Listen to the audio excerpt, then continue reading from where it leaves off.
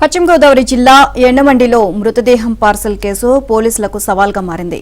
ఈ కేసులో కొత్త కోణం తెరమీదకు వచ్చింది. ప్రధాన నిందితుడిగా అనుమానిస్తున్న శ్రీధర్ వర్మకు ఏకంగా 3 పేర్లు 3 భార్యలు ఉన్నట్లు తెలిసింది.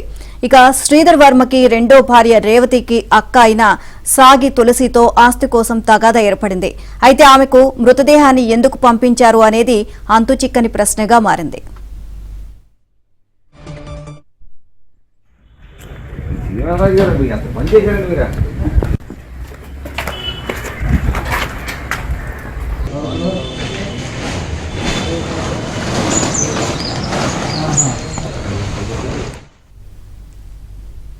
మరోవైపు ఈ కేసులో అసలు మృతదేహం ఎవరిది అనేది తెలియడం లేదు. ఇదే విషయంపై పోలీసులు ముమ్మర దర్యాప్తు చేస్తున్నారు. పోస్టుమార్టం రిపోర్టులో హత్య అని తేలినట్లు చెబుతున్నారు.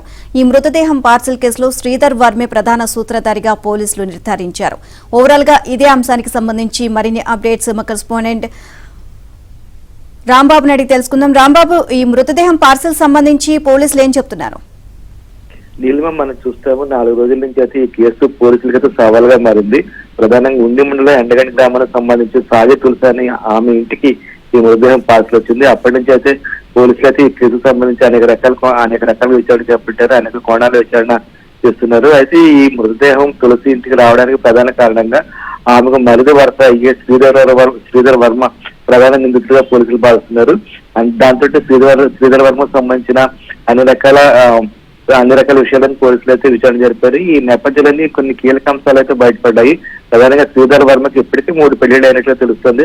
మొదట శ్రీధర్ వర్మ పేరుతో పెళ్లి చేసుకున్నాడు. ఆ తర్వాత సుధీర్ వర్మగా పేరు మార్చుకుని 2వ పెళ్లి చేసుకున్నాడు. ఆ తర్వాత మళ్ళీ సిద్ధార్థ వర్మగా పేరు మార్చుకుని 3వ పెళ్లి చేసుకున్నాడు. ఇలా 3 పెళ్లిళ్ళు చేసుకున్నట్లుగా తెలుస్తుంది. అయితే 2వ పెళ్లి చేసుకున్న సమయంలోనే రేవతి అనే అమ్మాయి 2వ పెళ్లిగా రేవతి అనే అమ్మాయిని పెళ్లి చేసుకున్నాడు. రేవతి అనే అమ్మాయి ఎవరైతే మృతదేహం ఇంటికి వచ్చిందో సాగి తులసి చెల్లెలు అవుతుంది. అయితే ఈ సాగి తులసికి అదేవిధంగా శ్రీధర్ వర్మకి మధ్య ఆస్తి తగాదాలు ఉన్నట్లుగా తెలుస్తుంది. ఈ ఆస్తి తగాదాల నేపథ్యంలోనే మృతదేహాన్ని ఇంటికి పంపినట్లుగా పోలీసులు అయితే భావిస్తున్నారు. అదే సమయంలోని మృతదేహం పంపినప్పుడు ఒక మహిళ కూడా ఉన్నట్లుగా తెలుస్తుంది.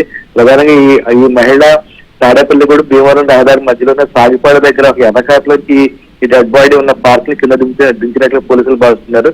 ఆ తర్వాత అక్కడే ఒక ఆటో డ్రైవర్ అంటే గణపవరం మండలం తిప్పలకు సంబంధించిన ఒక ఆటో డ్రైవర్ ని ఎండగడ్డ తీసుకెళ్లి పార్సల్ ఇవ్వాలని చెప్పేసి ఆ మహిళ ఆటో డ్రైవర్ పురమాయించినట్టు చెప్తున్నారు. ఆ తర్వాత ఆ మహిళ వెనకాలలో వెళ్ళిపోయినట్లు తెలుస్తుంది.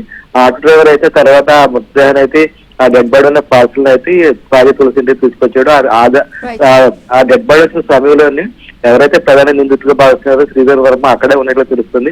ఆ డెడ్ బాడీ ఆ పార్సల్ తెరిచిన తర్వాత ఆ శ్రీధర్ వర్మ అక్కడి నుంచి పరారైనట్లు పోలీసులు అయితే గుర్తించారు. అది కాకుండా అదే డెడ్ బాడీని తీసుకొచ్చిన అధికారులను శ్రీధర్ వర్మ పరారైనట్లు గుర్తించారు. దీంతో అయితే పోలీసులు అయితే అన్ని రకాలుగా అన్ని కోణాలను విచారణ జరుపుతున్నారు. Right, thank you Rambabu.